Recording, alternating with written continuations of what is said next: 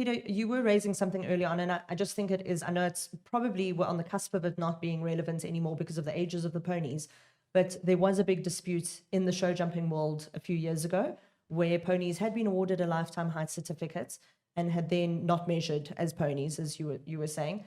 And there was a time period, a grace period almost, that was awarded. Do you mind explaining that a little bit? And again, I just wanted to speak to the fairness of the process.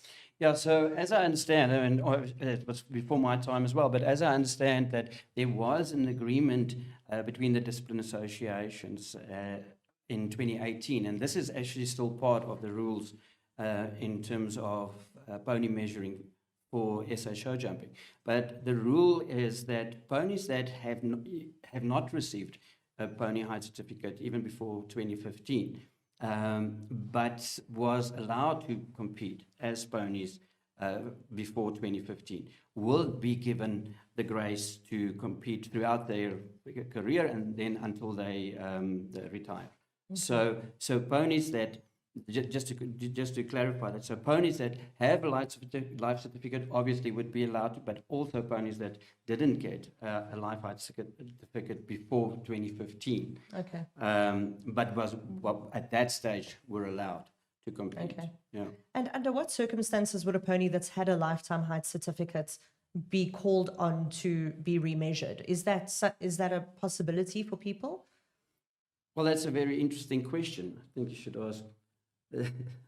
Well, I think so.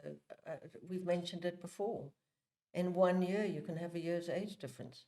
And we know that if you say the horse was born in 2015, it's 8 in 2023. But if it was born at the end of the year and you're measuring at the beginning of the year, it's not 8, it's 7. So it could, in fact, grow. It could grow if the age is misrepresented in the passport. I was just going to say, I mean, there's sometimes ponies get passed around and you don't maybe have the correct date of birth or year of birth. Yeah. So you I mean, it's going to extend the time factor if you're going to have to age the horses. But you get, even the world experts get less accurate the older the horse becomes. So you can be really spot on, probably up until the age of 6. And then your accuracy declines and it gets less and less accurate after 10. I mean, I do think that it's very difficult to mistake a 10-year-old and a 20-year-old or a really aged pony and a 10-year-old.